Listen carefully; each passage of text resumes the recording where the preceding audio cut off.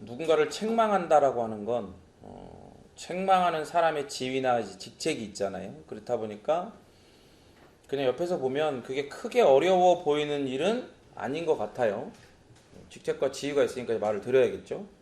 그런데 이런 거예요. 막상 짜증이나 감정의 해소를 위해서 갈구는 거. 그죠? 이런 게 아닌 진짜 책망이라고 하는 건 이 사전적인 뜻이 책망의 사전적인 뜻은 잘못을 꾸짖거나 나무라며 못마땅하게 여긴다. 그런 거거든요. 근데 그러니까 이런 진짜 책망을 실천하는 건 사실 굉장히 어려운 일입니다.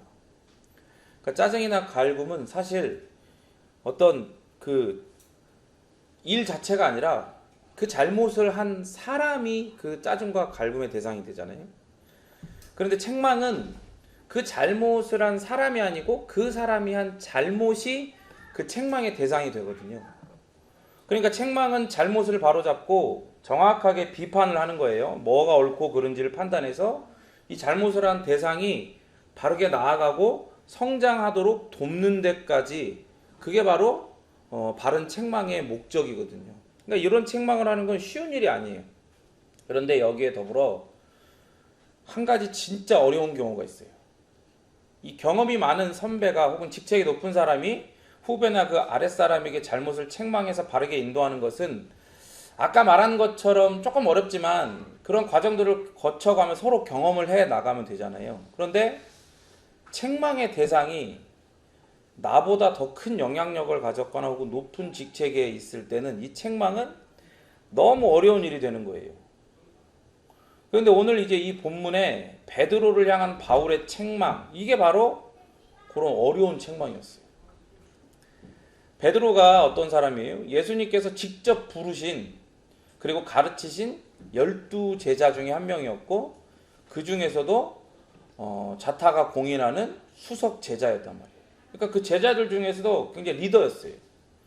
그리고 교회에서도 그걸 인정받고, 더불어 그리스도께서 사람들이 나를 누구냐라고 하실 때에 베드로가 대표격으로 그리스도를 향하여, 예수님을 향하여 주는 그리스도시요 살아계신 하나님의 아들이십니다라는 그런 고백을 했죠. 그런 사람이 어떤 자기 어떤 지식과 이런 걸로 한 게 아니라 하나님께서 그것을 예수님을 따라다니면서 배우는 이런 과정 가운데에 천천히 심겨졌던 그 모든 것을 가지고 하나님께서 그것들을 깨닫게 하셔서 그렇게 고백을 하게 하신 거예요. 그랬더니 예수님께서는 그 고백을 한 베드로 위에, 반석 위에 내가 내 교회를 세우겠다라고 이야기를 하시기까지 하셨어요. 그러다 보니까 이 베드로는 이 교회, 1세기에 이제 시작된 그리스도 교회, 이 기독 교회의 어떤 그 수장과 같은 그런 자리에 있는, 뭐 꼭 그런 건 아니지만 은연중에 모두 이렇게 그렇게 생각을 하고 있는 그런 사람이었던 거예요. 그런 상황에서 바울이 먼저 이 예루살렘을 방문을 했단 말이에요. 그리고 교제를 했죠. 그래서 그곳에서 그 바울의 방문과 교제를 통해서 바울이 하나님께서 부활하신 예수 그리스도를 보내사 그에게 가르쳐 주신, 계시하여 주신 복음의 내용이 이 교제를 하면서 같이 나누다 보니까 똑같은 거예요. 그죠? 베드로나 다른 사도들이 소유하고 있고 가르치고 있는 복음과 바울의 복음이 전혀 다르지 않고 완전히 일치한단 말이죠. 그래서 그곳에서 교제하면서 함께 이제 일치의 약수, 교제의 약수, 연합의 약수를 했어요. 그러고 나니까 예루살렘 교회, 그죠? 예루살렘 교회의 대표로서, 그 유대 교회의 대표로서 그 바울과 바나바가 정말로 헌신해서 복음에 헌신되어 가지고 가르쳐서 그 안디옥이라는 지역에 교회를 세웠는데, 그 안디옥이라는 이제 그 지역으로 가가지고 또 이제 교제를 하는 거예요. 그런 상황인 거예요. 그렇게 대표성을 띠고 그 유대교회, 유대 지역 교회 전체, 그러니까 이제 예루살렘 교회라고 통칭을 하는데, 그 예루살렘 교회의 대표성을 띠고 그곳에서 이방인들과 함께 복음의 내용들을 나누며 또 함께 먹고 마시면서 그런 교제를, 그런 복합적인, 연합적인 교제를 막 이어가던 중이었단 말이에요. 그런데 한번 생각해 보세요. 그에 반해서 바울은 어때요? 바울은 그 전에는, 예수님을 믿기 전에는 가말리엘 문화, 그러니까 쉽게 말해서 요즘에 말하는 것처럼 테크트리를 잘 타가지고 거의 이제 뭐 이제 이 이스라엘의 지도자가 될 사람이었단 말이에요. 1순위였단 말이에요. 그러니까 그런 사람이었던 사람인데 지금은 이제 어떻게 된 거예요? 유대교회에서 보면 이건 완전히 그냥 어떻게 된 거예요? 배신자. 완전 떨거지 중에 떨거지. 그런 존재가 돼버렸단 말이에요. 그래서 비록 바울이 바나바와 같이 영향력 있는 동역자들과 함께 안디옥에서 복음을 전하고 교회를 세우는 큰 수고를 했어요. 그렇지만 그런 유대주의자들, 유대교에 푹 빠져있는 자들이 이제 나도 예수님 믿겠다고 뻥치고 이제 들어와가지고 나도 이제 당신들과 같은 그리스도 안에서 한 형제다라고 하지만 그들을 바울은 뭐라 그랬어요? 거짓 형제라 그랬잖아요. 그런 거짓 형제들이 그렇게 큰 수고를 한 바울을 뭐라고 공격해요? 너는 네가 뭐 만났다고 하지만 그걸 누가 증명하냐? 그러면서 그의 사도성을 공격하고 야, 네가 갖고 있는 복음이 진짜 네가 진짜 직접 계시받은 거 맞아? 다른 사도들한테 주워 들은 거 네가 이렇게 만든 거 아니야? 뭐 이런 식으로 그의 복음과 사도적 권위가 계속해서 공격을 받고 있는 상황이었어요. 그 당시나 지금 이 갈라디아서를 이 갈라디아 교회 지역에 갈라디아 지역에 있는 교회 성도들에게 보내는 지금 이 상황에서도 과거나 지금이나 앞으로도 계속 그런 일이 있는 그런 상황인 거예요. 그러니까 지금으로 말하면 이런 거예요. 교회가 어떤 이제 이 선교사님을 후원을 해가지고, 그죠? 선교사님을 후원을 해서 이 선교에 동참을 하는데, 그 교회 어떤 부서가 그 후원하고 있는 선교지로 단기 선교를 가는 거예요. 근데 그곳에 담임 목사님도 함께 가. 그 담임 목사님이 선교지에 도착한 순간부터 선교사는 이제 담임 목사님의 뭐가 돼요? 담임 목사님의 전담 버틀러가 되는 거예요. 집사처럼 이제 확 쫓아다니면서 딱 챙겨줘야 돼. 계속 붙어가지고, 이거 이런 사역을 하면서 계속 해야 되는 거예요. 선교적 행사들을 기획하고 교회 지체들과 함께 사역을 이어나가는 그 와중에도 선교사님은 이제 담임 목사 옆에 붙어가지고 먹을 거 챙기고 마실 거 챙기고 볼 거 즐길 거 이런 거 다 하나하나 담임 목사님이 불편하지 않게 챙겨야 되는 거예요. 그러면서 이제 보내주신 선교헌금을 이렇게 열심히 사역했습니다. 혹은 이 사역을 위해서 더 많은 후원이 필요합니다. 이런 걸 계속해서 어필을 하는 거죠. 그러면서 선교 기간이 이제 끝날 때쯤에 모든 사람이 볼 때 선교 헌금을 건네는 순서를 갖습니다. 그 봉투를 이렇게 딱 내밀어, 봉투를 딱 내미는 담임 목사와 그 봉투를 황송하게 이제 두 손으로 이렇게 딱 받아드는 선교사가 딱 그 두 명의 손이 이 헌금 봉투를 딱 잡아들 때 어떻게 해야 돼? 그렇지. 성아 사진 찍어. 찍고 그런 사람들 어떻게 해요? 박수를 또 딱 치는 거예요. 그럼 그 박수는 그 영광은 누가 챙겨요? 그 영광은 담임 목사님 챙기고 봉투는 선교사가 챙기고, 그죠? 그나마 여기서 멈추면 양반인데 여러분들은 잘 모르시겠지만 어느 정도 사이즈가 있는 교회는요 담임 목사를 가오를 살려주려고 큰 금액을 측정해서 들려보내요. 이 전체 진행을 이제 담당하는 교육자한테 보내는 게 아니라 담임 목사한테 들려서 보낸단 말이에요. 근데 그 이 돈이 영수증 처리가 되지 않는 돈이에요.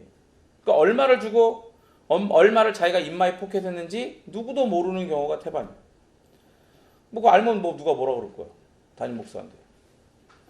말 한마디 하면 선교헌금 여기 이제 끝나는 건데 이 선교지는, 그죠? 물론 이건 일부 교회의 예예요, 그죠? 제발. 근데 오바스럽긴 하지만 오늘 이 본문의 바울과 베드로의 상황이 이런 것과 비슷한 거라 이 말이에요. 여기서 무슨 말을 할 수 있어요, 바울이? 이방의 선교사인 바울이 이 베드로에게, 담임 목사와 같은 베드로에게 무슨 말을 할 거야?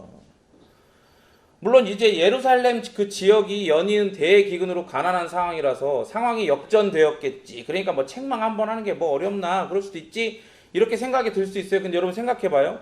성도들 중에 상당수가 경제적으로 지금 어려움 가운데 처한 건 맞아요, 예루살렘 교회가. 그런데 성령 하나님의 역사하심으로 이 복음에 합당하게 반응하는 그리스도인들이 점점 늘어나고 있잖아요.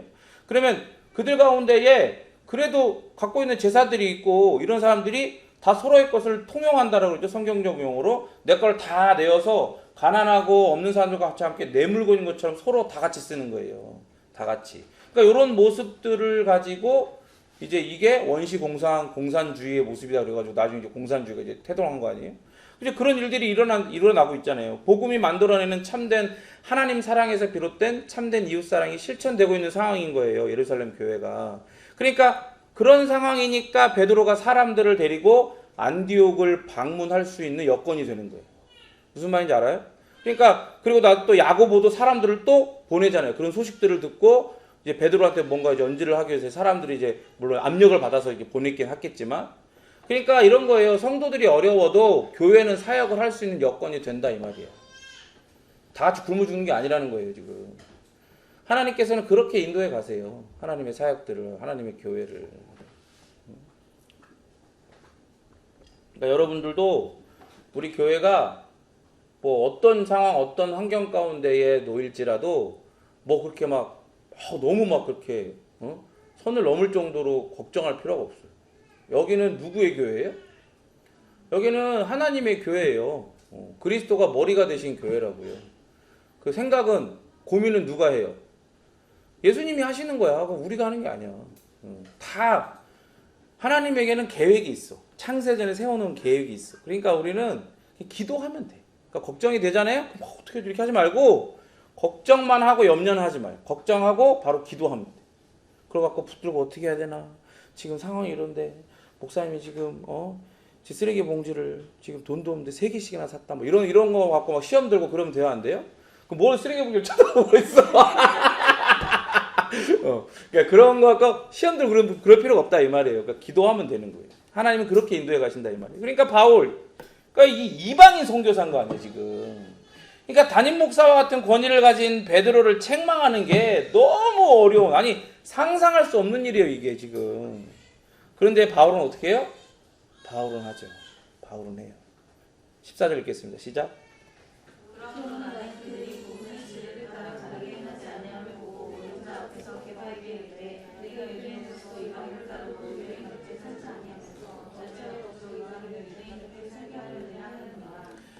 바울이 이 베드로가 저 이제 오늘 또 온 이제 지체들도 있어서 다시 한번 살짝 설명을 하면, 그렇게 이제 이 안디옥 교회에 이제 찾아왔잖아요, 바울이. 그러니까 사람들이 열렬히 환호하면서 같이 함께 계속해서 식사와 교제의 자리를 계속해서 이렇게 군대원 이렇게 이어가고 있는 와중에, 그래서 그런 복음의 내용도 나누고 그러는데, 유대인들은 이제 그들의 이제 이 율법, 정결법에 의해서 사실은 이방인과 함께 식사의 자리에도 있을 수 없어요.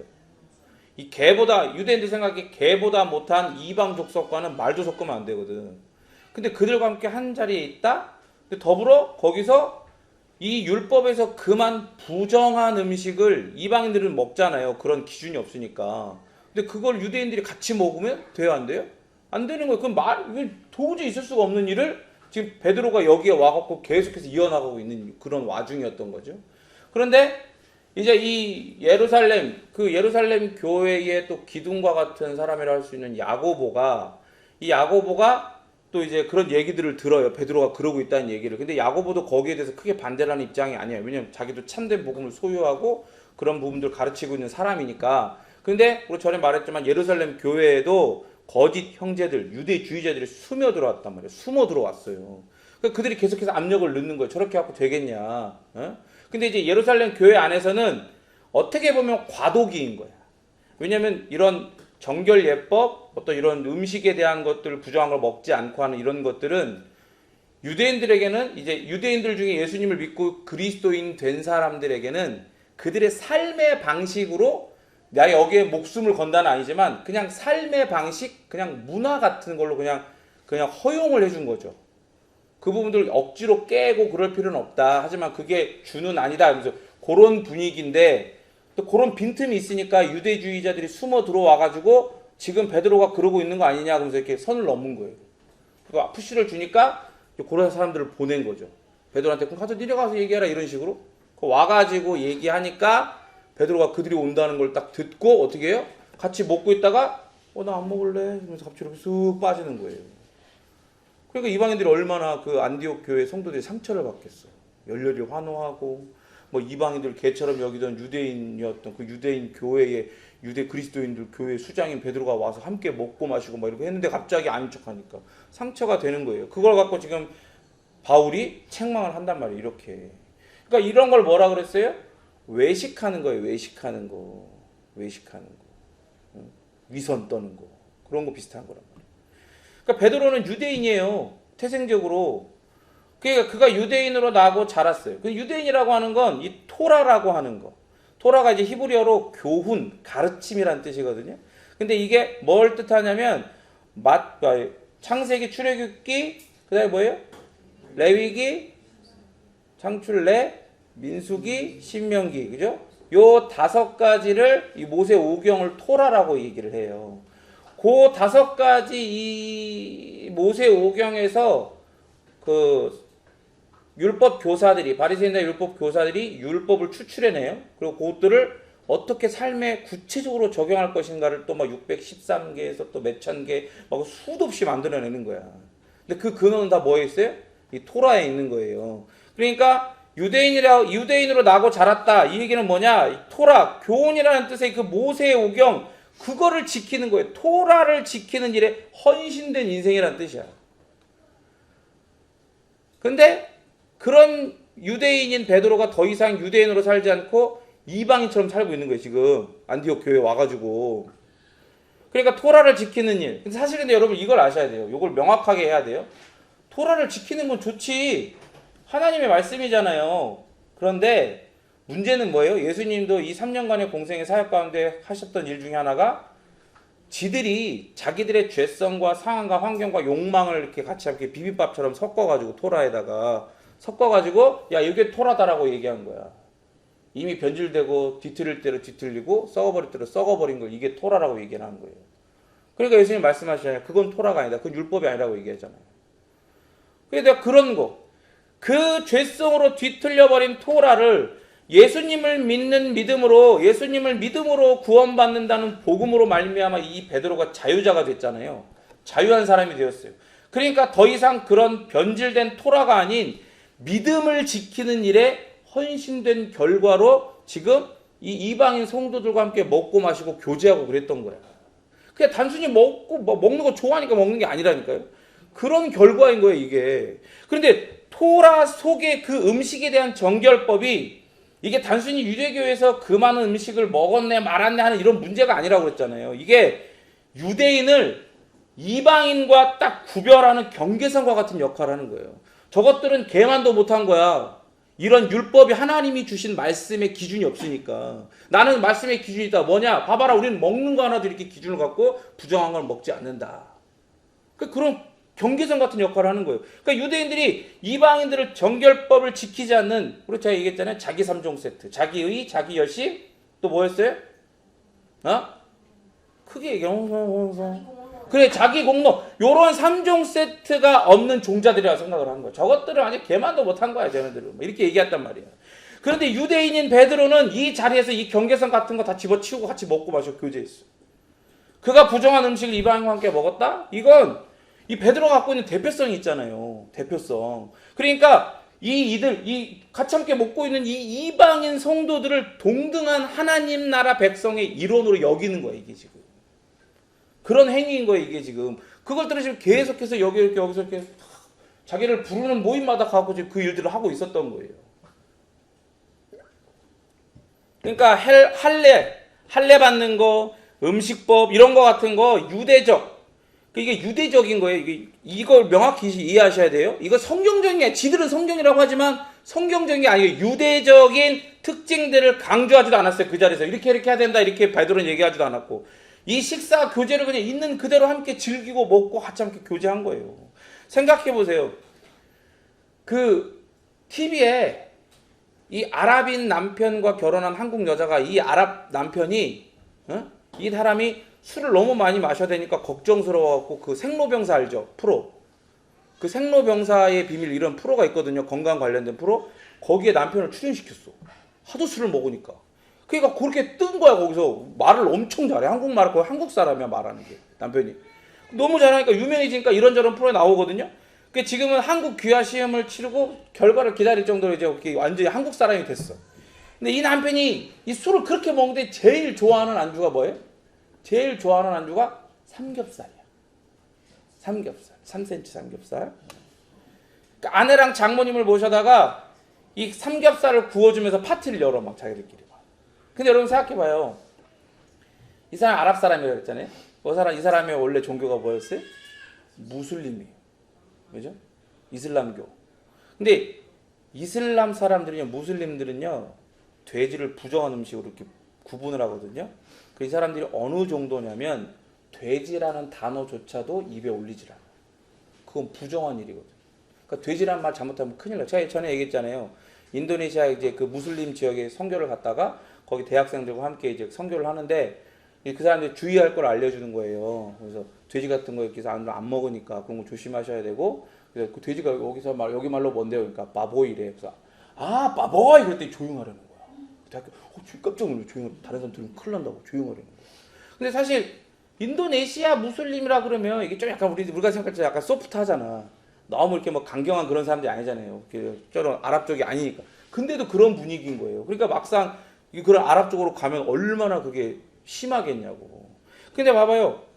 그 유대인들이 이런 무슬림보다 더하면 더하지 덜하지는 않을 텐데, 이 전에도 말했던 것처럼 1세기 유대인들이 처해 있는 상황이 그들의 정결법에 대한 집착하게끔 만들었다니까. 그렇게 집착해갖고 하나로 뭉쳐야 되는 거야. 안 그러면 이 밖에서 밀려 들어오는 이 헬레니즘과 또 많은 또 어떤 그런 식민지, 로마의 어떤 이런 압박과 이 모든 것으로부터 자기들이 생각할 때 우리는 하나님의 선택된 백성이다라고 이런 정체성을 지킬 수가 없는 거지. 그러니까 더 막 그 민족들한테 막 가르치는 거야. 이거 정결법 목숨 걸고 지켜야 되는 거다 이러면서. 근데 그런 상황에서 베드로가 이방인들과 식사를 즐기고 있다. 예? 그러니까 이런 모습들이 이방인들이 같이 함께 먹으면서 어떤 메시지로 다가왔겠냐고. 한 개인이 그냥 유대인이 같이 밥 먹고 그러는 게 아니라 지금 아까 나왔던 샘례병사 나왔고 이렇게 무슬림들 돼지 먹고 술 이렇게 막 먹고 이런 사람처럼 그냥 나와가지고 조금 유명해졌고 먹는 게 아니라 예루살렘 교회의 수장과 같은 역할을 하는 베드로가 그들과 함께 부정한 음식을 먹고 마시는 거예요. 이방인인 자기들과 함께. 그게 어떤 메시지겠어요? 어떤 메시지? 정결법 준수, 이거는 하나님 나라 백성이 되는 것과는 전혀 상관이 없다는 그런 암묵적인 메시지로 지금 가르쳐지고 있는 거예요. 이 식사의 교제 자체가.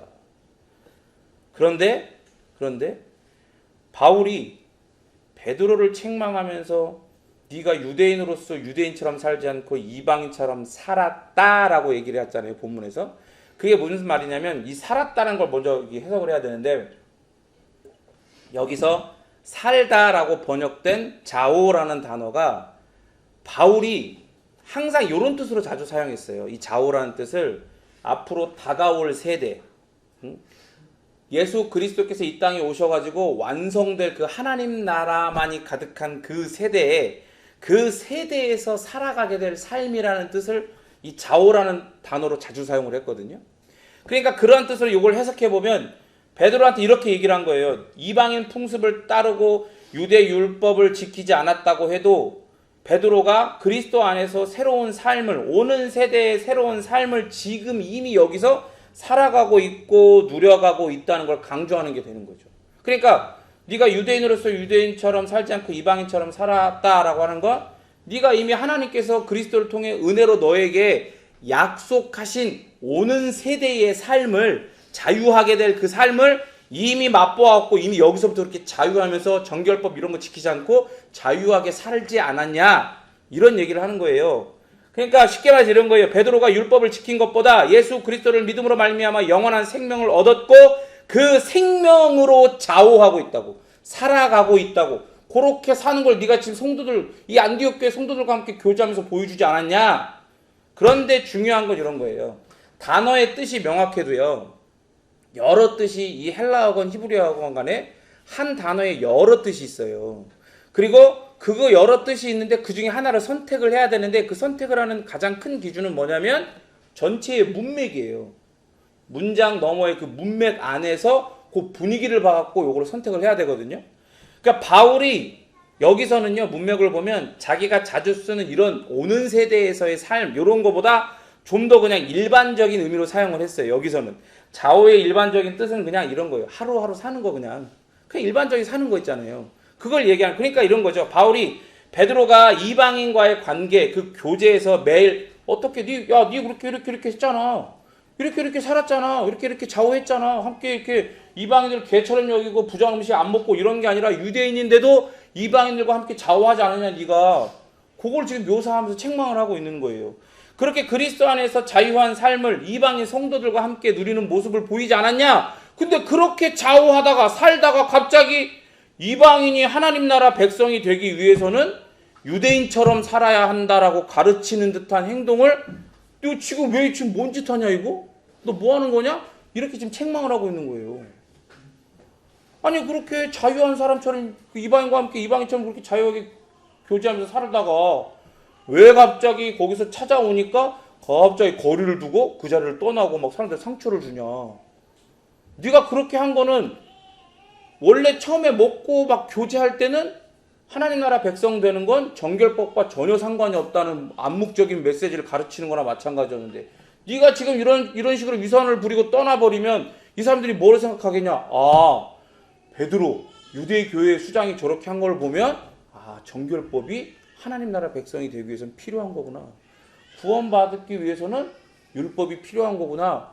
그렇게 해석이 되지 않겠냐? 지금 너 지금 뭔 짓을 한 건지, 네가 무슨 짓을 한 건지 아냐? 이런 얘기를 하는 거예요.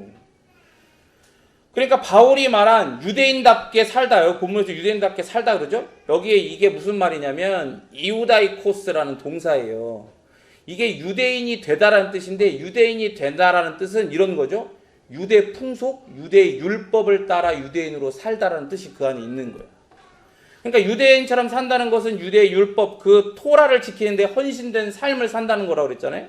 그러니까 바울의 눈에 베드로의 이 가증스러운 행동은 이방인들이 음식법을 지키지 않으면 함께 식사할 수 없다고 하는, 사실상 그들이 하나님 나라 백성 되려면 유대인처럼 살 것을 강요하는 그런 행동이라는 거예요.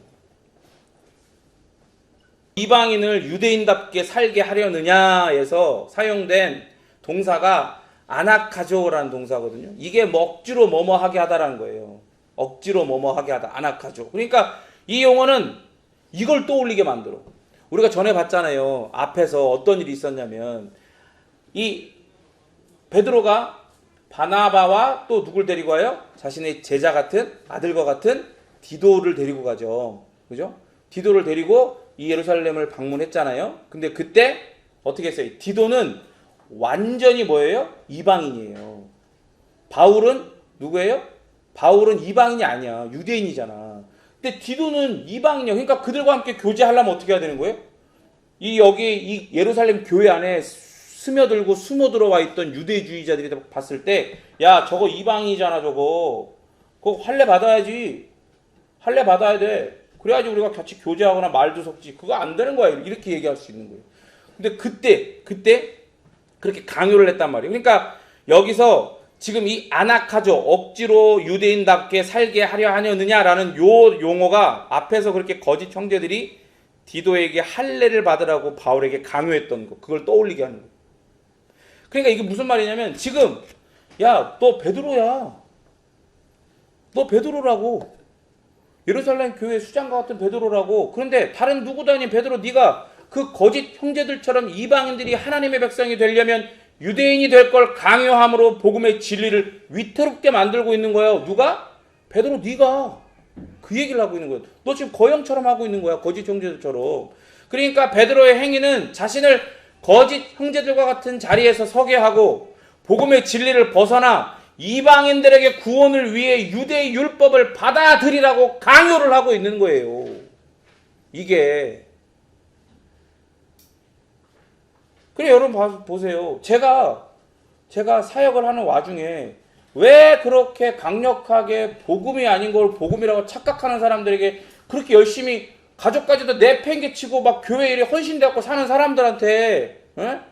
아니 다른 사람들은 막 그렇게 교사한다 그러면 학생들 막 한두 명 애들 데리고도 막 쩔쩔매는데 자기의 삶과 시간 모든 거 다 동원해갖고 막 자기를 따라다니는 그런 중고등학교 제자들이 막 30명, 40명씩 있는데 막 그걸 자랑스럽게 여기고 있는 그런 사람들한테 내가 왜 당신들이 하는 건 신앙 아니고 당신들이 말하는 건 믿음 아닙니다라고 그렇게 얘기를 해갔냐고.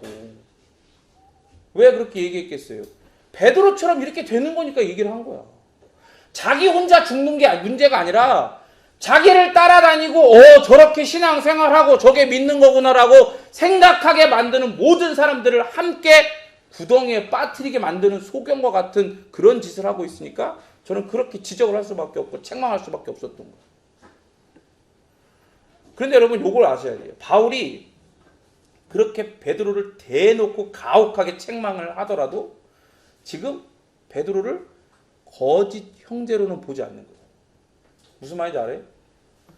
왜? 딱 그렇게 얘기했을 때 순간 여러 가지 이유들 때문에 막 자기 개인으로 겁난 것보다는 이제 이 자기를 이제 자기의 영향력 아래에 있는 그런 예루살렘 교회 많은 성도들이 자기가 한 이런 행동 때문에 같이 함께 시험도 어떻게 될까 뭐 이런 여러 가지 복잡한 생각들 때문에 순간 당황해갖고 하면서 이렇게 그 식사 자리에서 이렇게 했고 위선을 떤 거잖아요. 근데 그때 갑자기 바울도 그걸 보면서 책망을 하는 거야. 그때 이렇게 베드로가 동공이 어떻게 됐을까 막 동공이 이렇게 막 지진이 막 났을까 막 이렇게 막 했을 거 아니야. 그러면 바울이 그걸 보고 아주 불쌍히 여겨서 그래서 거영은 아니다 이렇게 한 게 아니라 이런 거예요. 이가 위선적으로 이렇게 이 행동을 했잖아요. 여기서 이렇게 식사 자리에서 살짝 물러났잖아요. 위선적으로 한 행동이라고 하는 건 이런 거예요. 뭔가 확신을 가지고 한 행동이 아니라는 거예요. 무슨 말인지 이해가 돼요? 그러니까 디도한테 할례 받아라 그래야 우리가 교제한다라고 강요했던 자들은 진정한 그리스도인이 아니죠. 그래서 그들은 참 형제가 아니라 뭐라고 그랬어요? 바울이 거짓 형제라고 그냥 단정을 지어버리잖아요. 선언을 해버리잖아요. 그들은 왜 그런 거예요? 왜 거짓 형제로 그냥 딱 선언을 받아요? 구원받기 위해서는 뭘 반드시 받아야 한다? 할례를 반드시 받아야 한다라고 자기들이 굳게 믿고 있었어요. 그러니까 자기들이 믿는 건 뭐예요? 여전히 율법은 율법인데 하나님이 주셨던 바른 원래의 의도대로 주어진 율법이 아니라 자기들이 이렇게 쥐어 비틀고 이상하게 만들어버린 잘못된 율법이 그들의 믿음의 대상인 거잖아. 그러니까 바울도 그렇고 바울이 가르치는 사람들도 그렇고 이 디도도 그렇고 이 사람들이 믿는 대상은 뭐예요? 그 복음 그리고 그 복음을 주신 예수님. 그죠? 그러니까 믿는 대상이 다르니까 한 형제예요 아니에요? 아닌 거야. 그러니까 니들을 무슨 형제라 그래요? 아니 우리도 같은 형제다라고 우겨대니까 니네는 거짓 형제다라고 얘기를 하는 거죠. 근데 베드로는 그렇게 확신을 가지고 율법을 따라 행해야 하나님 나라 백성이 된다, 구원받는다 그렇게 해서 이런 행동을 한 게 아닌 거야. 여러 가지 정황상 얘기했으니까 자기도 확신을 가지고 한 게 아니라 이렇게 뭔가 이렇게 흔들려가지고 위선을 떤 거예요. 그러니까 베드로는 참 신자야. 근데 베드로의 행위는 자신의 이 믿음과 모순되는 거잖아요. 맞지 않는 거잖아. 여러분 이런 거예요. 전봇대를 딱 갖다 박을 때, 큰 전신줄을 박을 때 이게 흔들린다고 전봇대를 빼요? 이걸 빼냐고. 안 빼잖아. 거기다가 이 흔들리는 전봇대를 더 세게 흔들어. 그러면서 자갈, 모래 점점 더 크기가 작은 순으로 더 막 때려 붓는단 말이야. 그러면서 나중에는 막 끄떡없이 흔들리지 않을 때까지 계속 흔들어갖고 그걸 단단하게 고정을 시키죠. 그런 거예요. 그렇게 막 때려 붓는 거. 그게 바로 책망하는 거야. 흔들리지 말라고. 바울은 지금 흔들리는 베드로에게 책망의 시멘트를 들이붓고 있는 거야 지금. 너는 지금 네가 그렇게 믿는 거 아니잖아. 너의 믿음의 대상은 복음, 그 복음이 말하는 예수님이잖아. 정신 차려. 너 지금 무슨 짓거리 하는 줄 알아? 너 정신 차려야 돼. 이렇게 시멘트를 붓고 있는 거야. 그러니까 골키퍼가 여러분 보세요. 골키퍼가 골을 먹었어. 그럼 골키퍼 교체해? 골키퍼 바로 교체해? 골키퍼 골을 먹어도 교체 안 하잖아요. 그런 거예요. 베드로가 자기가 잠깐 실수가 있었어. 흔들려가지고 이거 왜 오른쪽으로 가서 막아야 되는데 내가 자기도 모르게 발이 미끄러져서 왼쪽으로 갔네? 근다고 바꾸지 않는 거야. 그러니까 그런 책망을 하는 거예요. 그런데 바울은 더 믿음에 거하라고 책망을 하고 있는 건데 본문에는 나오지 않죠. 그런데 분명히 베드로가 이 책망 앞에 회개했을 게 분명히. 왜냐하면 만약 회개하지 않았으면 자신의 지위, 자기의 직책, 자기의 권위, 영향력 이런 거 가오 막 이런 거 붙들고 끝까지 버텼으면 바울이 뭐라 그랬을까? 그러면 바울이 뭐라 그랬을까? 지체 없이 그가 사도건 예수님의 제자건 그를 거짓 형제라고 그냥 선언을 해버렸을 거란 말이에요. 첫 장부터요. 근데 보세요. 근데 이건 전에 있었던 일이잖아요. 지금 이 갈라디아 그 성도들한테 전에 있었던 일을 예로 들면서 얘기를 해주는 거잖아요. 그러니까 첫 장에서 뭐라고 그랬어요? 첫 장부터 오늘 본문까지 1장과 오늘 이 본문 앞까지 그리고 그 이후에 기록된 바울의 서신까지 보면 바울이 베드로를 진정한 그리스도인이여 참 형제로 확신하고 있다는 걸 여러 군데를 통해 알 수가 있어요. 그러니까 이걸 통해서 이 베드로의 책망을 듣고 더 이상 흔들리지 말아야겠구나 하면서 회개했을 게 분명하다라는 걸 우리가 알 수 있죠. 그러니까 그런 거 근데 이런 거죠. 그럼에도 이 상황에서 바울은요 다른 사람의 눈치 체면 왜냐면 베드로의 체면 이런 거 있잖아. 요 지금 분위기 있잖아 이게 분위기 좋은 분위기에서 그냥 서로 다 그래 기분 나쁘고 그러지만 이방인들 성도들 입장에서 갑자기 저렇게 하는 게 기분은 나쁘지만 그래도 가오가 있으니까 베드로가 가오가 있으니까 좀 그래 모른 척 그냥 어색해 이러면서 넘어가자 이렇게 할 수도 있잖아. 그런 눈치가 있잖아. 이 분위기 좋은 이렇게 완전 깰 수는 없으니까. 그리고 이 자리에서 이 자리가 얼마나 이제 대표적인 성격을 갖기 때문에 중요하고 또 지위가 있고 직책이 있고 권위가 있고 영향이 있고 후폭풍이 또 그 다음에 어떤 일이 막 생겨날지 또 예루살렘 교회가 관계가 막 틀어지고 안디옥 교회는 막 서로 반목하고 막 이런 여러 가지 것들을 다 고려해야 할 텐데도 바울은 이런 거 생각하지 않고 베드로를 정말 가혹하게 책망해버려요. 그 자리에서. 왜 그런 거예요? 왜 책망했을까? 조심스럽지 않아요? 제가 저번 주에 그 설교하고 난 이후에 성원자매한테 그 카톡을 해가지고 부탁을 했어. 제가 그쪽 교회 얘기한 거는 좀 빼달라. 왜요? 혹여라도 이제 그런 거를 이제 관계된 사람이 듣고 시험 들까봐, 시험 들까봐 빼달라 얘기를 한 거예요. 그런 걸 막 생각을 하는 거예요. 바울도 생각을 했을 거 아니야. 자기도 이 안디옥 교회 대표나 마찬가지인데. 예루살렘 교회의 유대 교회의 대표 같은 베드로 그 관계 서로의 대표를 막 뭐라 하면 이게 관계가 나중에 이 교회와 교회의 관계가 어떻게 되고 이런 것들이 복잡할 텐데도 바울은 베드로를 가혹하게 책망하는 거예요. 왜 그러냐면 바울은 알거든. 배웠거든.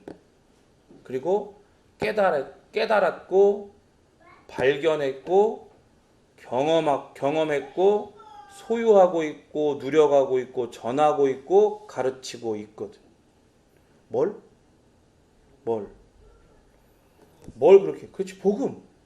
다른 사람의 눈치, 체면, 이 자리가 얼마나 중요한지 가오, 지위, 직책, 권위, 영향, 후폭풍, 예루살렘 교회 관계 이런 것보다도 그리스도께서 전해주신 이 복음이 비교할 수 없이 귀하고 비교할 수 없는 아름다움이 거기에 있고 비교할 수 없는 권위가 이 복음에만 있다는 걸. 그래서 바울은 복음의 율법 준수? 그런 물타기를 의도치 않게 지금 베드로가 시도하고 있는 거 아니에요. 자기가 흔들려가지고 그런 걸 두고 볼 수가 없는 거야. 이 귀하고 이 유일한 영원 불변한 권위를 가진 복음을 지금 훼손하려고 해? 다른 거 다 떠오르겠지만 다 필요 없어. 그냥 무조건 지르는 거야. 안 되는 거야. 여러분, 우리는 오늘 본문에서요, 사도들의 사도. 그러니까 1세기 당시에는요, 그 예수님을 따르던 12 제자만을 사도라고 한 게 아니라 그들의 그 어법상 교회의 지도자급 되는 사람들을 다 사도라고 불렀거든요.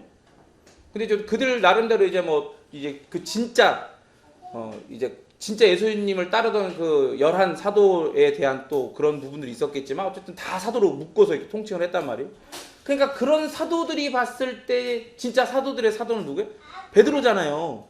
그 베드로도 그렇게 가장 영적이고 앞서 있는 것 같은 그리스도인. 아니 베드로가 뭘 했냐고요. 까딱하면 사방이 저기에 지금 정치적으로나 지금 여러분 잘 생각해보세요. 로마 입장에서는 종교적인 이유 때문이 아니라 정치적인 입장 때문에 정치범들과 함께 예수님을 묶어서 죽인 거 아니에요. 그죠? 그러니까 예수님에 대해서 떠들고 다니면 같이 함께 로마의 정치범으로 묶여가지고 탄압받아 죽을 수도 있는 거예요. 그 유대 사회 안에서는 유대주의자들에게 예수님이라고 하는 기독교라고 하는 그리스도교라고 하는 잘못된 것들을 전한다고 또 잡혀갖고 죽을 수도 있어. 그 잔뜩 쫄아있는 상황에서 성령 하나님이 강림하셔가지고 그들의 마음 가운데 그리스도가 그들에게 가르쳐주신 모든 것들이 생각나고 기억나고 깨달아지니까 어떻게 하는 거야? 마음이 불붙어갖고 광장으로 뛰쳐나가는 거야. 그래서 거기 서가지고 여러분 내 동지들이요, 내 같은 민족, 내 형제 자매들이여 지금 보라 이거야. 그래서 복음을 전하는 거야. 그리고 그 복음 하나님이 약속하셨던 메시아, 니들이 그토록 그렇게 기다렸던 그 메시아가 바로 니들이 잡아 죽인, 십자가에 못 박아 죽인 예수 그리스도라고.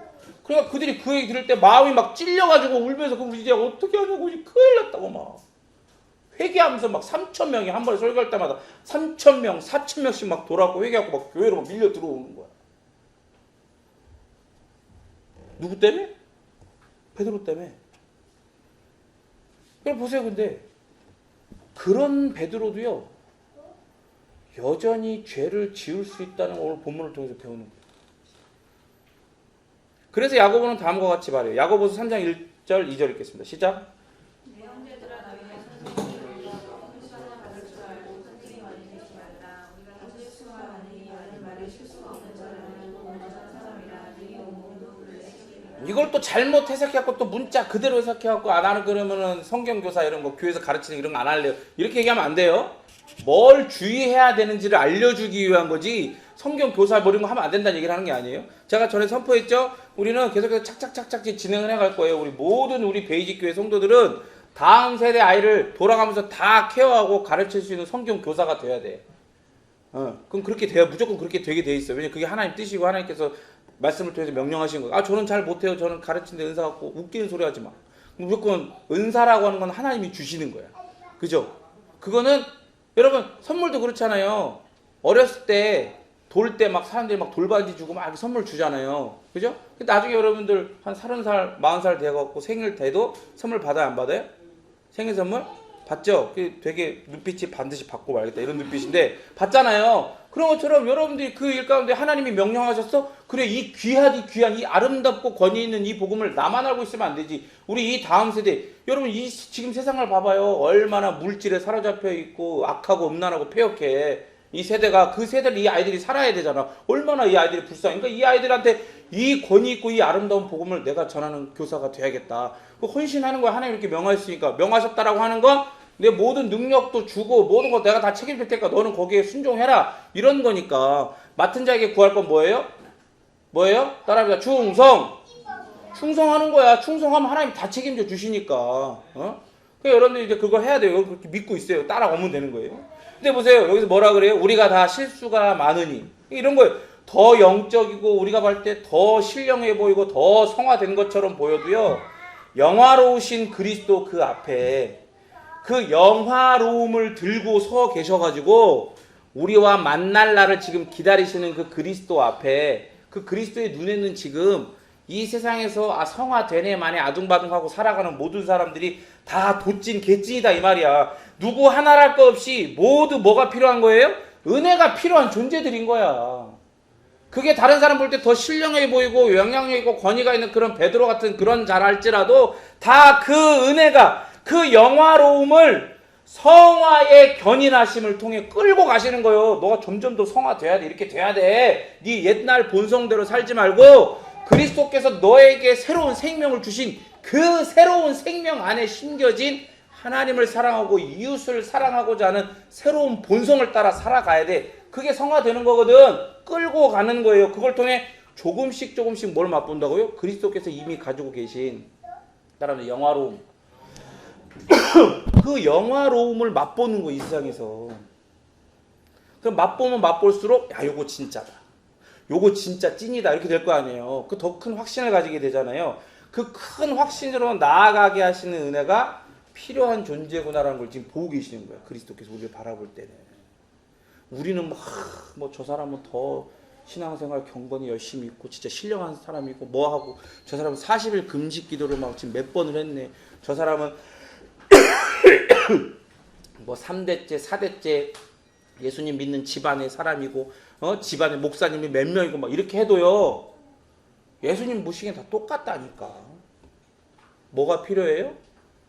뭐가 필요해?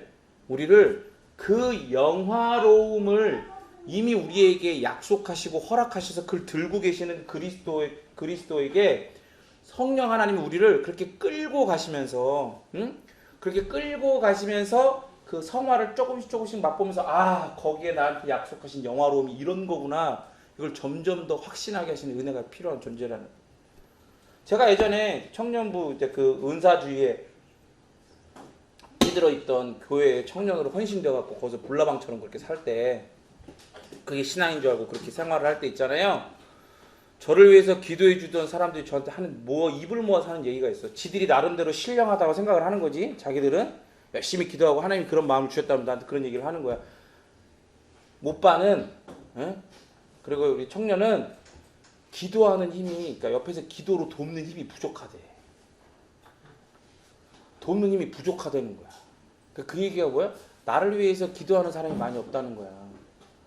그러니까 너는 이제 예수 믿는 그런 몇 대째 집안 그런 거 아니지 않냐 이 얘기지.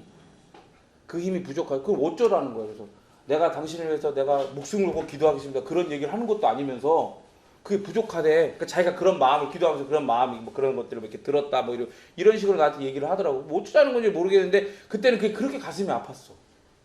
가슴이 너무 아프더라고. 나는 그리스도에게 헌신된 자라고 착각을 하고 있는데 오히려 나를 돕는 기도의 힘이 약하다니까 내 가슴이 너무 아프잖아. 다 부러운 거야. 막 기도하는 사람들 막 부럽고 어떤 사람 얘기 들어보니까 선교사인데 아버지가 선교사인데 그 사모인 엄마가 그 아들을 위해서 어렸을 때부터 뭐라고 기도하냐면 내 아들이 순교하게 해주셔요 기도하건대. 내 아들이 순교하게 해주셔요. 근데 그게 그렇게 부럽더라고. 지금 정신 나간 거지. 순교는 뭐 그렇게 순교를 하는 게, 여러분 잘 생각해봐요. 순교가 나쁘다는 게 아니라, 순교를 하는 게 신앙의 목적이냐고. 그게. 순교를 하는 건 신앙의 목적이 아니에요. 그죠?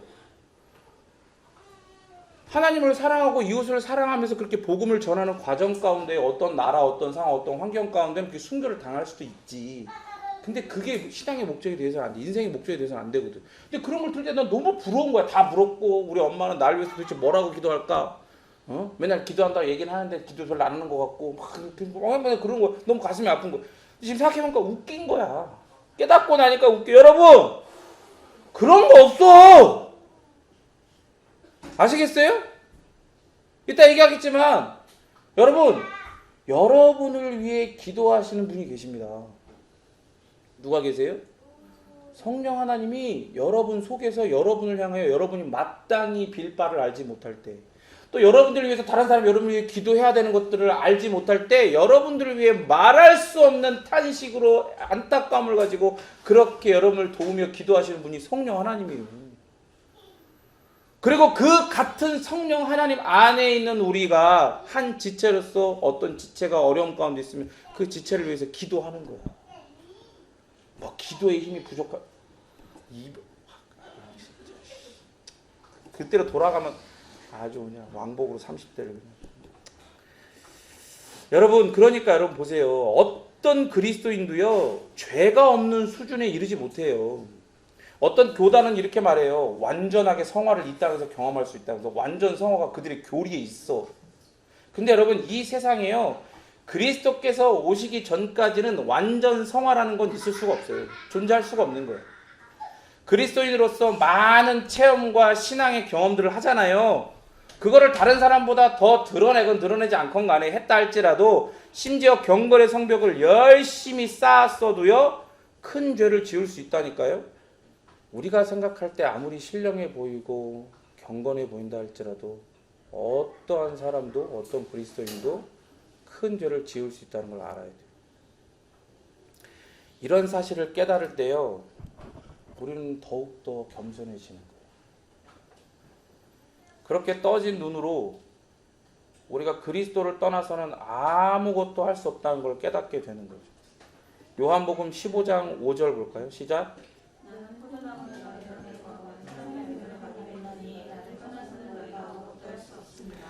여러분 가지가 싹을 틔우고 무성한 잎을 내죠. 그리고 거기에 아름다운 꽃까지 펴요. 그 꽃이 향기까지 나.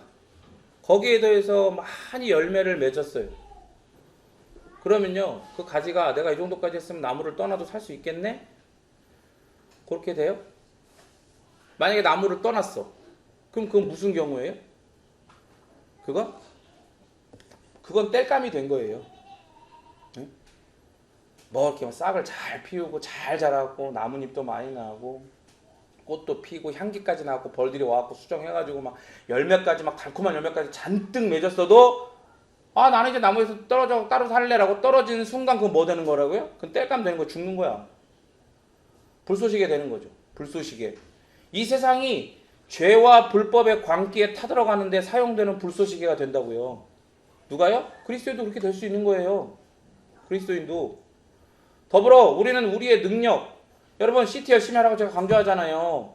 그렇게 CT의 싹을 틔우고 예배의 잎을 내고 복음으로 살아가는 아름다운 꽃과 같은 삶, 복음 전파의 향기를 내면서 영혼을 구하는 열매를 많이 맺는 능력이 내 능력이 아니고 오직 주님에게서만 오는 능력이라는 걸 겸손히 봐야 된다고. 그걸 볼 수 있어야 돼. 아 이렇게 내가 할 수 있네. 내가 좀 하네. 내가 좀 친다. 나 경건 좀 친다. 이렇게 하면 안 된다니까. 자 보세요 여러분. 우리의 성장, 성화는 전적으로 누구에게 달렸어요? 누구에게 달렸어요? 누구에게 달렸어요? 하나님에게 달린 거예요. 그 하나님의 자비하심에 달렸다고요. 하나님의 자비가 여러분 눈에 보입니까? 자비가 눈에 보이는 거예요? 하나님 자체가 영이신데 어떻게 그 하나님의 자비가 눈에 보여, 우리 육적인 눈에. 그런데 그 자비의 실체가 우리 앞에 서 계신다고 했죠. 우리 안에 연합해 계셔요. 연합해 계신다고요. 그가 우리의 나무가 되어주시고 우리를 가지 삼아 주셨어요. 여러분이 열심히 해야 되는 건 맞는데 경건의 성벽을 내가 쌓는다고 착각하지 말라고요. 우리가 쌓는 건 맞아요. 그런데 그 모든 자원, 능력, 은혜, 싹과 잎과 꽃과 향기와 열매까지 모든 것이 다 그리스도를 통해서만 오는 거예요. 여러분들이 만들어내는 게 아니라고요. 내가 시간을 들였어. 내가 계획을 했어. 내가 애를 썼어. 그래서 되는 게 아니라 이 말입니다. 그치 시끄럽지. 근데 이렇게 해도 하랑아 이렇게 해도 안 들어. 그러니까 해야 되는 거야. 그럼 우리가 여러분 보세요. 피 흘리기까지 싸우라 그랬잖아요. 바울이 이야기하자 죄와 피 흘리기까지 싸워야 된다고 막 스트럭을 하는 거예요. 부대 끼고 경건에 애를 쓰는 건 뭐예요? 다 되는데 다 그리스도께서 하신 다음에 이런 거예요. 여러분 보세요. 제가 이번 주에요. 1987년에 건축된 1987년 그럼 30년이 넘은 거잖아. 그죠? 넘은 건가? 그지? 거기 노원의 주공아파트에 일을 하러 갔어요. 근데 그 1층에 공지가 붙어 있어. 오래된 급수관을 교체 및 관리한다는 내용이에요. 근데 거기 붙어 있는 노후관 사진 진짜 끔찍하더라 진짜. 와 어마어마하더만. 붉은 녹물이 나오는 거는요. 여러분 그 사진을 보면 이건 빙산 일각도 안 되는 거구나. 와 진짜 이건 막 내가 더 이상 얘기는 안 할게요. 1994년 이후부터는요. 그렇게 물에 녹이 슬어버리는 아연 도금한 관을 그전에 다 썼거든요. 왜냐면 그게 싸. 그리고 만들기가 편해. 그러니까 이제 예전에는 사람들이 다 여기 노원도 다 그냥 밭이었잖아. 사람들이 그러니까 빨래할 때 어디 나와?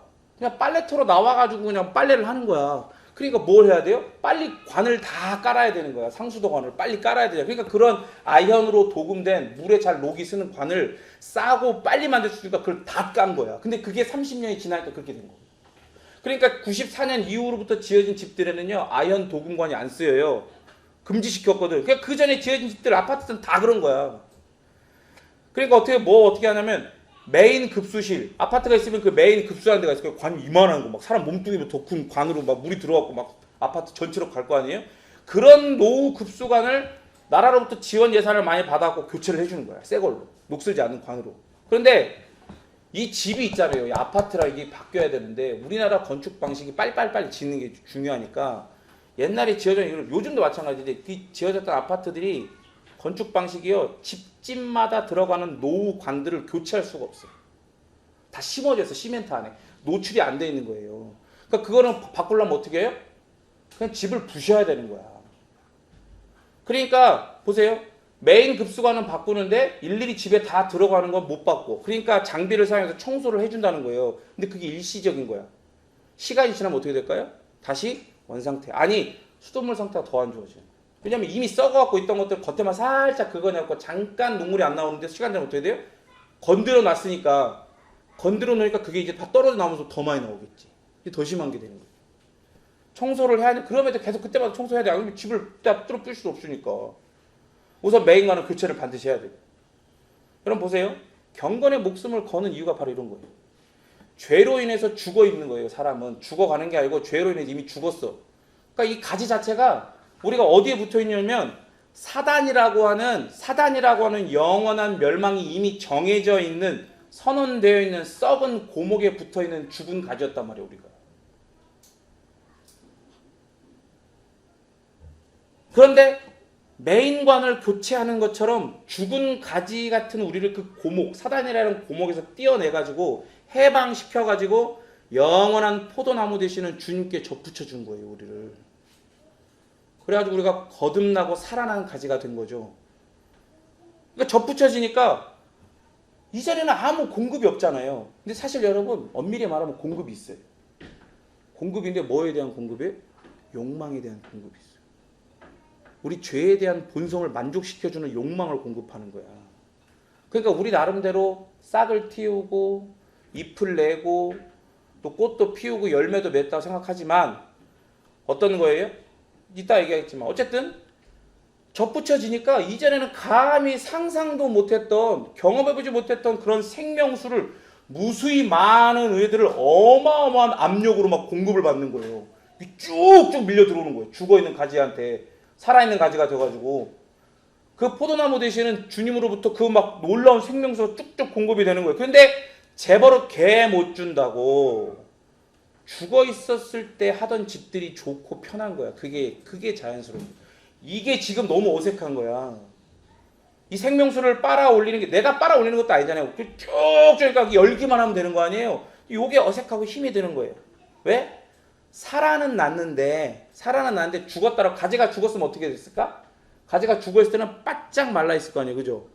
그러니까 살아는 났는데 아직까지 조금 말라 있거든. 그러니까 그 사이사이로 이걸 빨아 올리려고 하니까 이게 힘이 든 것처럼 느껴지잖아요. 근데 보세요. 엄청난 능력, 그 은혜의 압력으로 생명수를 쭉쭉 밀어 올리니까 그렇게 붙어만 있으면 어떻게 돼요? 붙어만 있으면 밀려 들어올 거 아니야. 처음에는 힘들어도 말라 있으니까 점점 더 그것들이 촉촉해지면서 이렇게 가지가 점점 이렇게 쫙 빨아들일 거 아니에요. 붙어만 있으면 돼. 그런데 어색해도 살아난 가지답게 튼튼해지고 싹을 틔우고 잎을 맺고 꽃이 피고 향기 나고 열매를 맺게 된다고요. 그런데 지금 당장 이게 싫은 거야. 막 이렇게 괴로운 거야. 막 갈라지는 거지. 막 갈라지니까 막 이렇게 물이 막 밀려 들어오니까 막 이게 싫은 거야. 아까 얘기한 것처럼 예전에 생명수는 아니었지만 그래도 자기가 하고 싶은 대로 그런 욕망을 공급받아가지고 싹도 틔우고 잎도 맺고 꽃도 피고 향기도 나고 열매도 나름 맺었어요. 근데 지금 보니까 이런 거예요. 싹, 잎, 꽃, 향기, 열매가 자기 나름의 열심으로 괜찮다고 다른 가지, 다른 사람들한테 인정받고 박수까지 받았던 거거든. 잘한다 이렇게. 그러니까 자기가 살아있다고 착각까지 하는 거야. 죽어있는 가지인데. 근데 이제 와보니까 접붙여져가지고 살아나 보니까 그 싹은 무슨 싹이었어요? 따라합니다. 죄의 싹. 죄의 싹이고 그 잎은 무슨 잎이에요?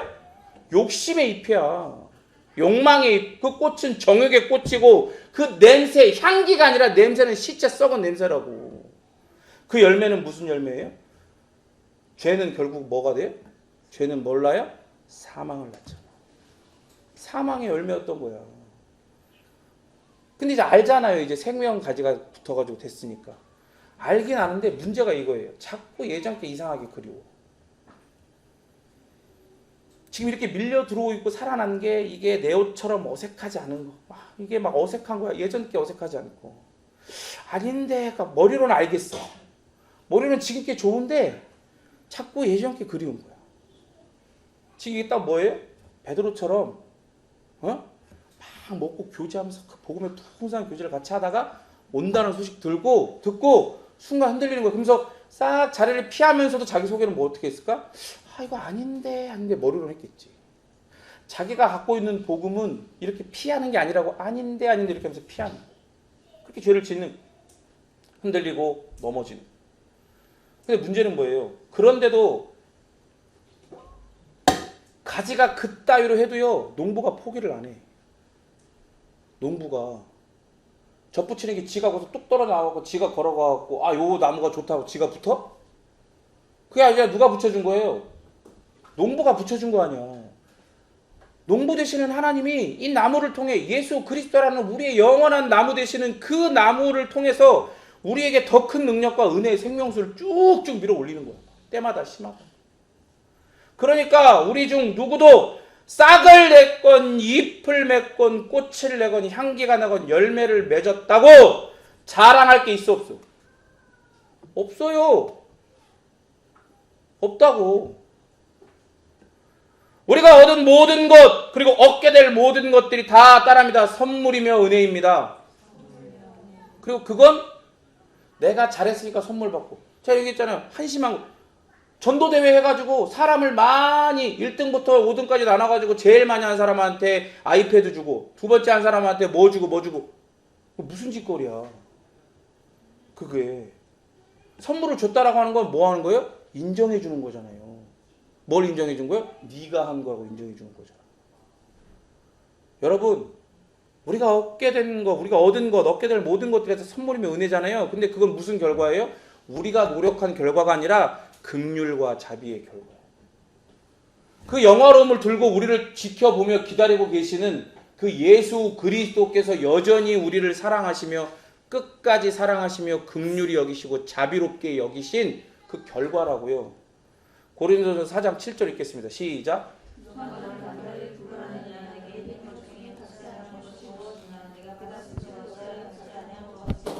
그렇죠.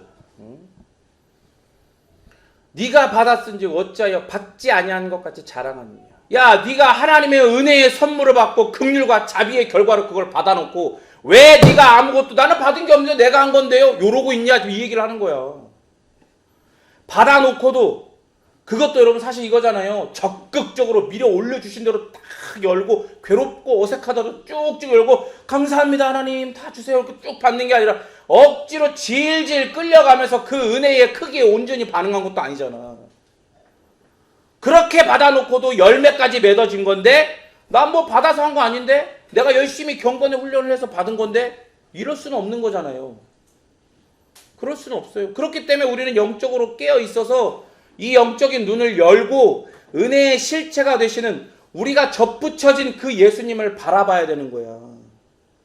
그렇게 깨어서 깨닫고 깨지지 않을 수가 있는 거예요. 눈 감고 있으면 깰 수가 없어.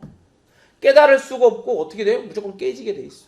여러분 사역을 하면서 얼마나 많은 사역자들이 넘어지는지 보게 돼요. 저도 경험을 했고요. 그리고 신앙생활을 하면서 얼마나 많은 성도들이 흔들리고 넘어지게 되는지. 우리는 모두 그렇게요. 다 자기만의 방식으로 자기만의 그런 삶에서 흔들리고 때로는 완전히 자빠지죠. 나뒹굴어요. 그런데도 지금 여기 기어 와가지고 예배하고 있잖아. 여기에 서가지고 말씀 전하고 있잖아. 여러분, 우리는 은혜로 존재합니다. 은혜로 존재한다.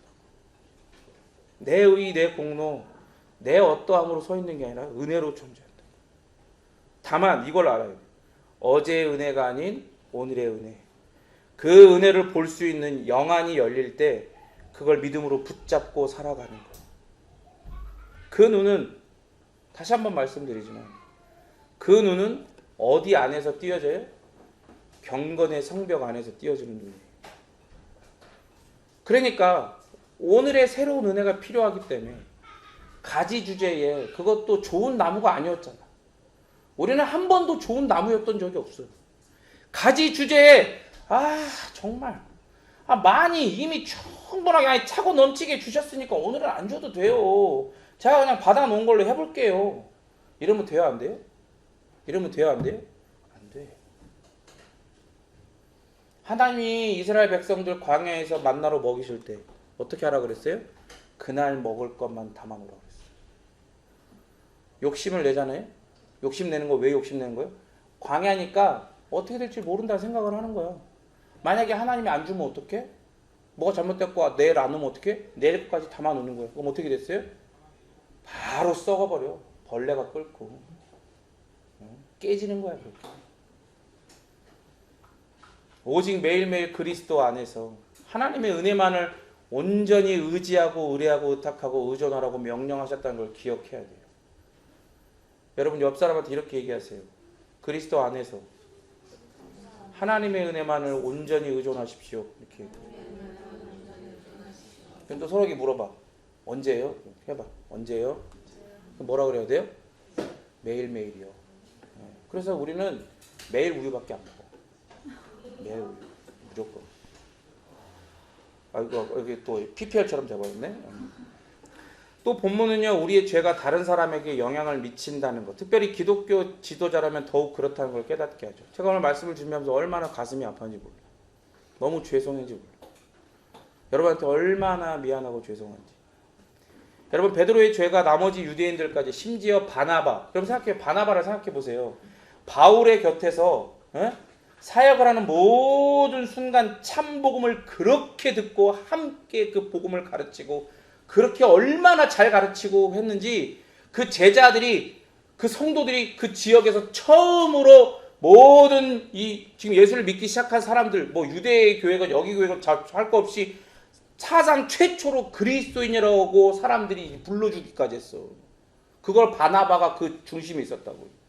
그런데 이 베드로가 이 위선의 죄를 저질렀을 때 이 바나바까지도 거기에 휩쓸려서 그 저주받을 위선을 따라하게 만들었잖아.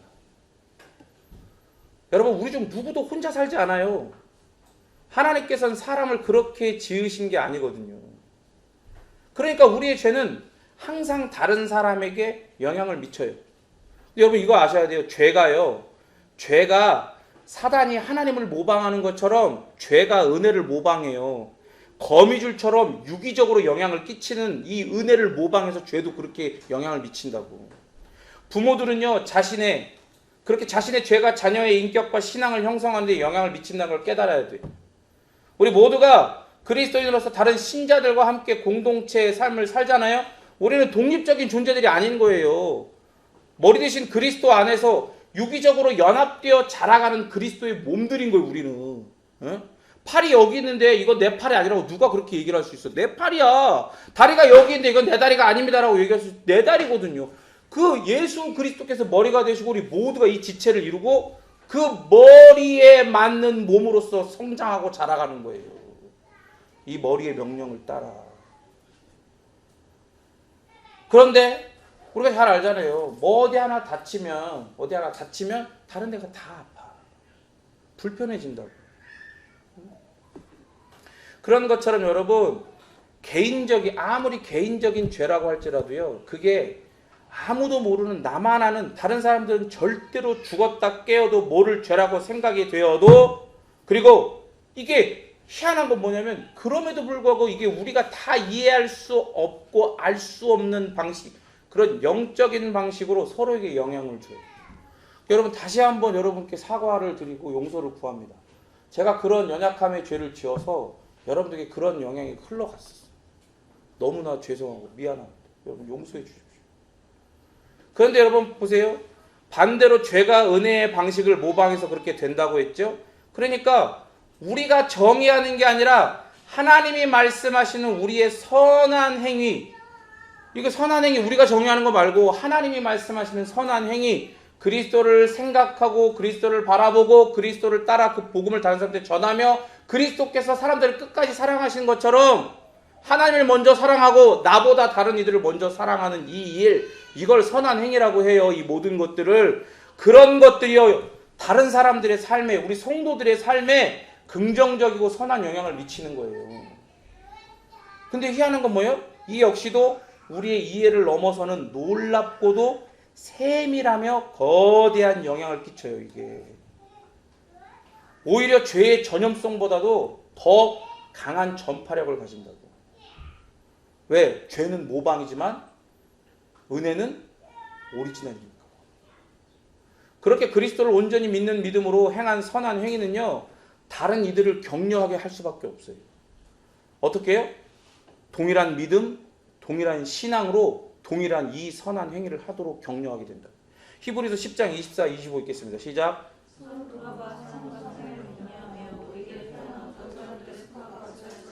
그렇죠. 서로 돌아보아서 뭐와 뭐로 격려해요? 사랑과 선행을 격려하고 말씀 안에서 공동체의 존재 방식과 그 안에 은혜가 어떻게 퍼져가는지를 보게 되는 거예요. 그리스도께서 먼저 보이신 사랑과 선행으로 행하는 동시에 행하도록 격려하게 된다고요, 서로를. 그리고 그런 공동체는 어떻게 돼 있어요? 말씀 보니까 모이기를 힘쓰게 돼 있어요. 은혜의 전파가 공동체 안에서 어떻게 일어나서 심지어 어떻게 돼요? 증폭이 돼요. 그렇게 사랑과 선행의 격려를 통해서 이런 것들을 정말로 절감하게 되거든요. 그래서 모이게 되는 거예요. 성도들이 자꾸 모이려고 하는 거예요.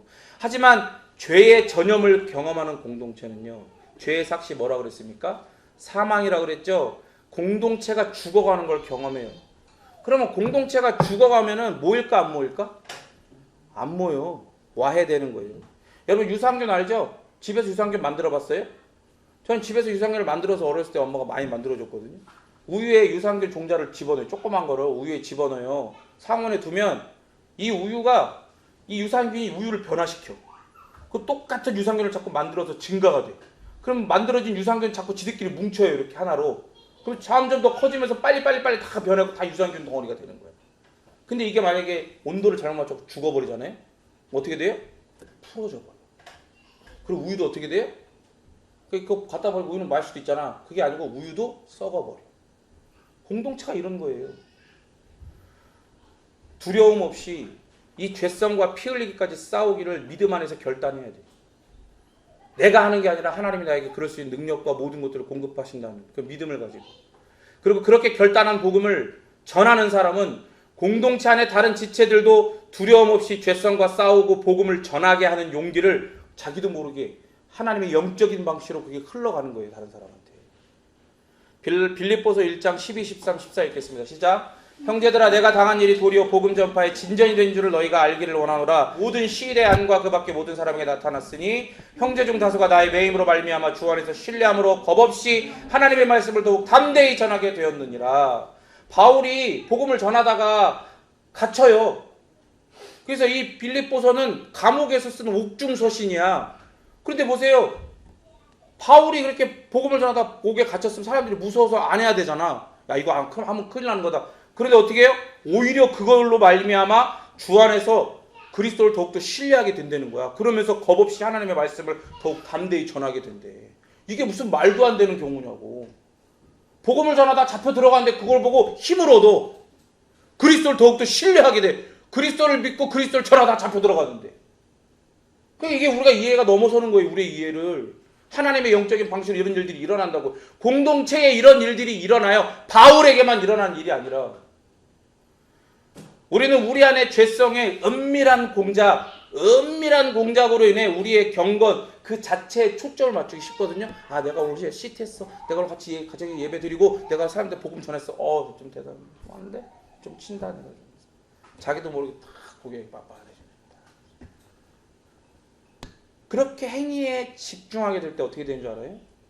자기가 높아지고 공동체가 우스워지는 거예요. 공동체가 얼마나 중요한지를 가볍게 여기게 되는 거예요. 여러분 보세요. 이런 사람들 어떻게 하는 줄 알아요? 이런 사람들은 복음에 매인 게 아니에요. 사실 복음을 전하면서도. 사람들은 있잖아요. 항상 밖으로부터 영향을 받아요. 그 안이 비어있으면. 복음으로 참복음으로 꽉 차 있지 않으면 밖으로부터 세뇌당한다고. 세상으로부터 세뇌당한 게 있어요. 사람들이 다. 그러니까 교회도 어떻게 하는 거예요? 소비자처럼 고르려고 하는 거예요. 세상은 그렇잖아요. 내가 돈이 있으면 뭐든지 고를 수 있어. 살 수 있으니까 교회도 그렇게 하려고 한다고. 공동체와 공동체에 모임에 헌신하지 않아요. 자기 만족을 위해서 교회를 골라요.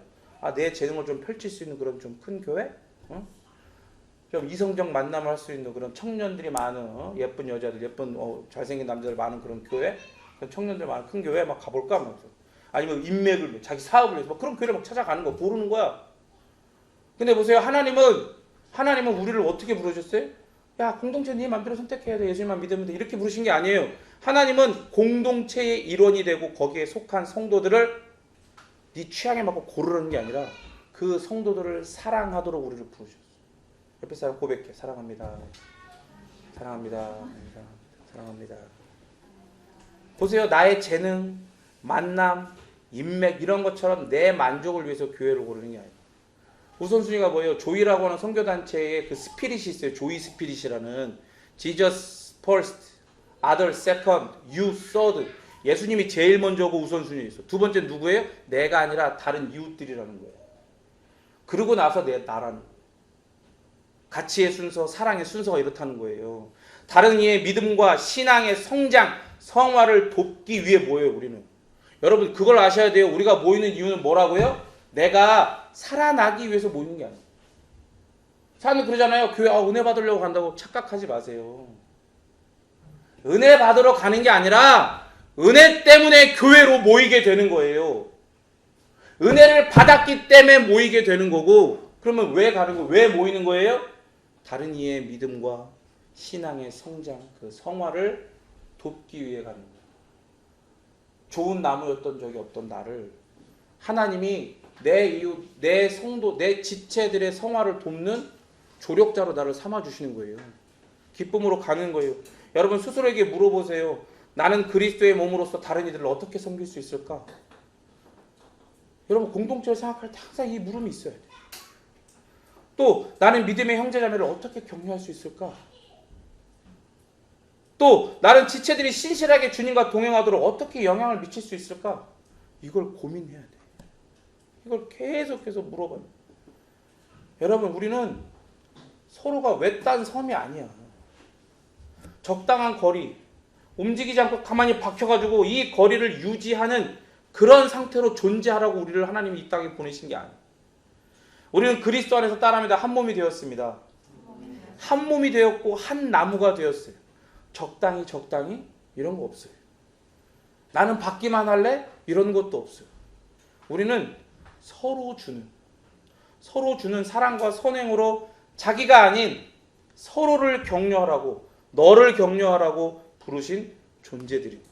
믿으십니까? 같이 함께 기도하도록 하겠습니다.